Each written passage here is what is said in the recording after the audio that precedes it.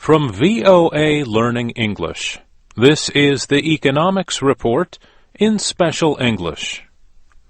On January 1st, both houses of the United States Congress approved a plan that will increase taxes for most Americans. But the agreement avoided much larger tax increases that were set to take effect this year. President Obama signed the bill into law late Wednesday. In a statement, he noted the importance of a balanced approach to the country's fiscal problems. Today's agreement enshrines, I think, a principle into law that will remain in place as long as I am president. The deficit needs to be reduced in a way that's balanced. Everyone pays their fair share. Everyone does their part. That's how our economy works best. That's how we grow. The combination of higher taxes and automatic budget cuts has been called the fiscal cliff. That cliff has been avoided. But much remains to be done. Congress has given itself another 2 months to decide on how to cut the federal budget. More tax money and budget reductions are needed to cut the federal deficit. That deficit was over $1 trillion last year. The new law increases the tax rate on individuals with earnings of over $400,000 and on couples with earnings of over $450,000.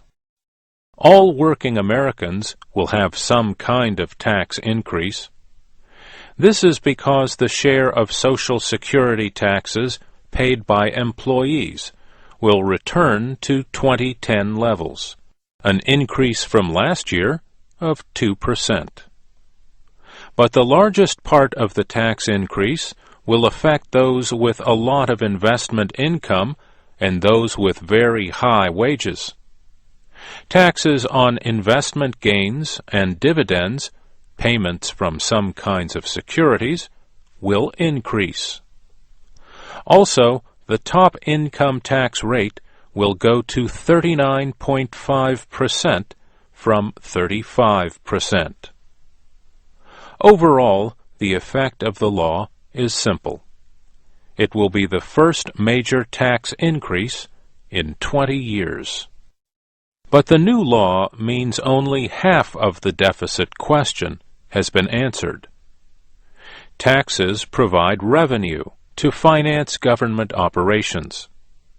But budget cuts reduce costs, and lawmakers will have little time to debate.